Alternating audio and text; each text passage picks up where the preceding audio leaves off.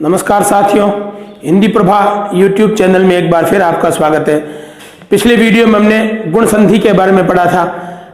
दीर्घ संधि और गुण संधि अब तक आप समझ चुके हैं। आप वीडियो को लाइक कीजिए, शेयर कीजिए, सब्सक्राइब कीजिए। आज हम वृद्धि संधि के बारे में पढ़ेंगे इस वीडियो में। दोस्तों, वृद्धि संधि में दो प्रकार की परिस्थितियां बनती हैं।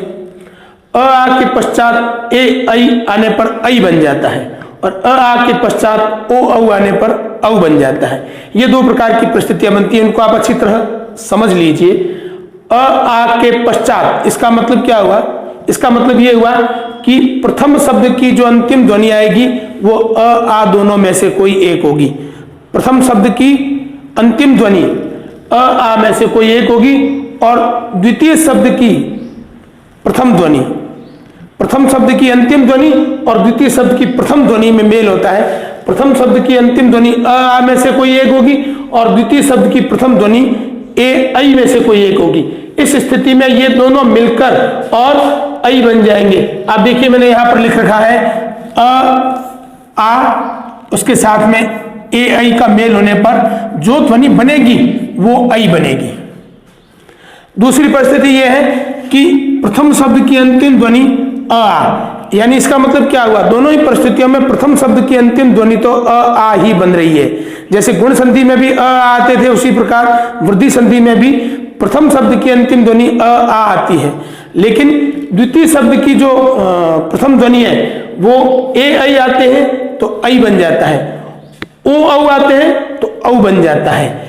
इसी को वृद्धि संधि कहा जाता है। मित्रों, वृद्धि संधि इसलिए कहा जाता है क्योंकि ये जो मात्राएं हैं ऐ और औ, ये वृद्धि की मात्राएं हैं। ये वृद्धि की मात्राएं क्यों हैं? मैंने आपको स्वर बढ़ाते समय इस बात को समझाया था। अगर आप उस वीडियो को वापस देखेंगे तो आपको समझ में आ जाएगा कि गुण संधि में हमने पढ़ा कि जैसे अ प्लस ई बराबर ए बनता है, ये हमने गुण संधि में पढ़ा और यही हमने जो है स्वर रचना में पढ़ा था। और अ प्लस ए मिलकर ऐ बन जाता है। तो यहां पर एक स्वर की वृद्धि है। एक स्वर की वृद्धि कैसे है कि यहां पर अ और ई दो स्वर हो गए और यहां पर इसमें पहले से दो स्वर है। आप इसको अच्छी तरह समझिए कि ये अ और ई, यहां पर एक ये और एक ये, दो स्वर हुए तो इसमें दो स्वर, और इस ए में पहले से अ और ई है और एक ये अ मिल गया तो इसमें तीन हो गए, इसलिए एक की वृद्धि हुई। इसी को वृद्धि संधि कहा जाता है।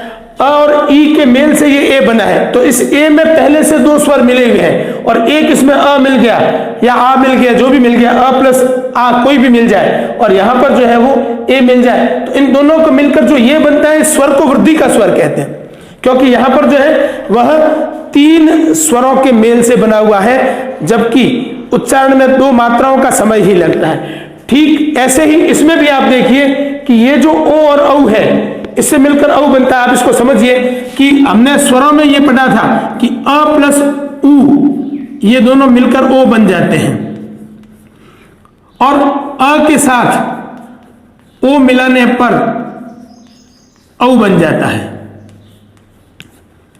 और ऊ मिलकर ओ बनते हैं और ओ मिलकर औ बनता है। तो ये जो ओ है इसमें ये दो स्वर पहले से मिले हुए हैं और एक ये हो गया तो ये तीन हो गए। ये एक स्वर की वृद्धि होने के कारण ही इसको वृद्धि स्वर कहा जाता है और इन ध्वनियों के मेल से जो वृद्धि वाला स्वर बनता है इसी को वृद्धि संधि कहा जाता है। अब आप उदाहरणों द्वारा समझिए कि यहां पर आ और ऐ की संधि है। यहां इस महा, इसमें अंतिम ध्वनि जो है वो आ है, यहां पर आ है और ये ऐ है। अब यहां आ और ऐ दोनों को मिलाने से यहां जो है वो ऐ बन गया। फिर आ का कोई अस्तित्व नहीं रहा, यहां आ का कोई अस्तित्व नहीं रहा, आ और ऐ मिलकर ऐ बन गए तो ये शब्द बन गया महेश्वर।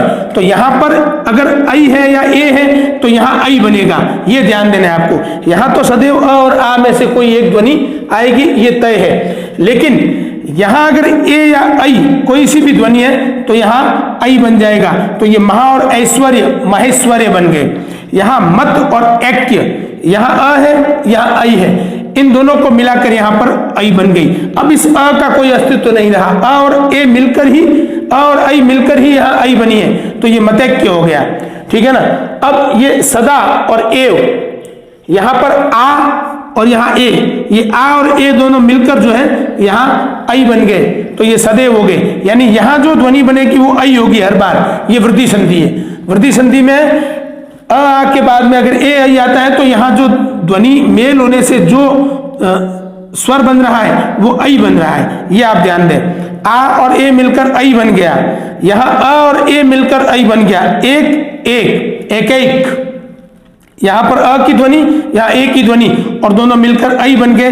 तो ये अ और आ का अस्तित्व तो यहाँ समाप्त हो जाता है। और यहाँ पर अगर ए है तो भी आई बनेगा और आई है तो भी आई बनेगा।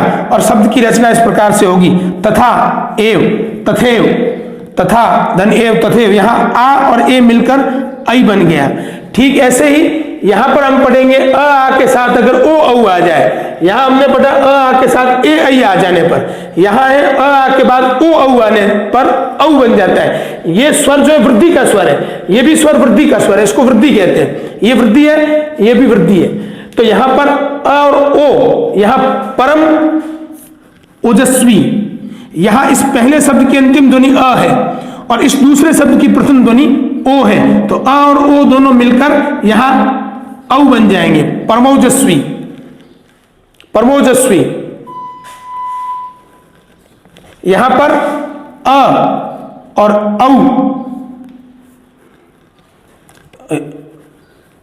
यहां पर अ और औ दोनों मिलकर प्रौद्योगिकी, यहां पर इसके ऊपर दो मात्राएं आ जाएगी, इसके ऊपर दो मात्राएं आ जाएगी। यहां आ और औ मिलकर यहां दो मात्राएं आ जाएगी, आ और औ मिलकर औ बन जाएगा।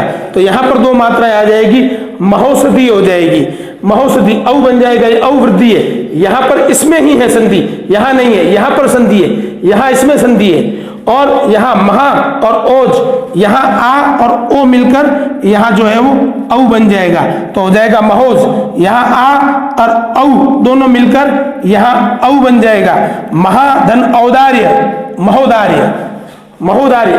तो यहां औ बनेगा, यहां भी औ, यहां औ, यहां प्र और औद्योगिक, यहां प्रथम शब्द में ही, प्रथम ध्वनि में ही यहां पर संधि हो गई, प्रौद्योगिकी। और यहां परम और ओजस्वी, परमोजस्वी, यहां भी दो मात्राएं आएगी तो परमोजस्वी हो जाएगा। यानी ये जो मात्रा आएगी यहां सभी में औ आएगा और यहां जो मात्रा आएगी इन सभी में आई आएगा। तो इस प्रकार की जो संधि होती है उसको वृद्धि संधि कहा जाता है। आज इतना ही। अगले वीडियो में हम एक नया विषय लेकर, यण संधि लेकर फिर उपस्थित होंगे।